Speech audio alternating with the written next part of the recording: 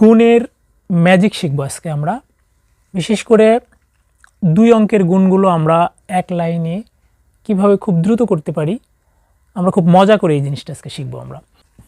এটা একটা 2 অঙ্কের গুণ, এটা আমরা এক লাইনে খুব দ্রুত কিভাবে করব সেটা আপনাদের দেখাবো। তো প্রথম যে কাজটা করতে হবে, দেখেন এটা গুণ। তো প্রথমে যেটা করব সেটা প্রথম ধাপটা হলো এই যে এককের অঙ্কগুলোকে গুণ করে দেব। এখানে প্রথম ধাপটা আমি দেখাইছি, তার মানে 2 এবং 2কে গুণ করলে আমরা পাবো হচ্ছে 2 দুগুণে 4। তাহলে এই যে প্রথম ধাপের মানটা এখানে বসাবো, 2 এবং 2 গুণ করে আমরা লিখলাম 4। তাহলে প্রথম ধাপের কাজটা শেষ। এবার আসবো দ্বিতীয় ধাপে। দ্বিতীয় ধাপে যে কাজটা করব সেটা হচ্ছে যে দেখেন এইদিকে একটু খেয়াল করবেন যে 32 এবং 12 আছে, আমরা কোনাকুনি গুণ করে দিয়ে যোগ করে দেব। কোনাকুনি গুণ করে দিয়ে কী করবো? যোগ করব। কোনাকুনি গুণ বলতে আমরা বোঝাচ্ছি হচ্ছে 1 এবং এই 2 গুণ করলে কত হবে? 2 একে 2 যোগ এই 2 এবং 3 গুণ করলে কত হবে? 3 দুগুণে 6। এই 2 এবং 6 আমরা যোগ করে দেবো। 6 এবং 2 যোগ করলে হবে 8।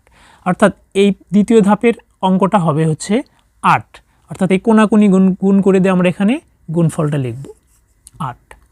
তৃতীয় ধাপটা হবে এই দুটোকে আমরা গুণ করব। দেখেন তৃতীয় ধাপে এখানে আমি ভেঙে দিয়েছি, সেটা হচ্ছে 3 এবং 1 গুণ করলে কত হবে? 3 একে 3। তাহলে এখানে আমরা পাবো 3 একে 3। এই 3টে ধাপ অবলম্বন করে আমরা এই গুণগুলো খুব দ্রুত করতে পারবো। দেখেন আমরা এটা এক লাইনে গুণটা খুব মজা করে ফেললাম। আরেকটা উদাহরণ আপনাদেরকে দিই, সেটাও যদি এরকম নেই আমরা 2 গুণন 22 গুণন হচ্ছে 13, এরকম একটা গুণ আমরা যদি করি, দেখেন কত সহজেই করা যাবে। তাহলে 3 এবং 2 প্রথমে আমরা গুণ করব প্রথম ধাপ অনুযায়ী, 3 দুগুণে 6। ওকে, এবার আমরা দ্বিতীয় ধাপ হলো কোনাকুনি গুণ করে দিয়ে যোগ করে দেওয়া। তাহলে 3 এবং 2 গুণ করলে 3 দুগুণে 6 এবং 2 1 গুণ করলে কত হয়?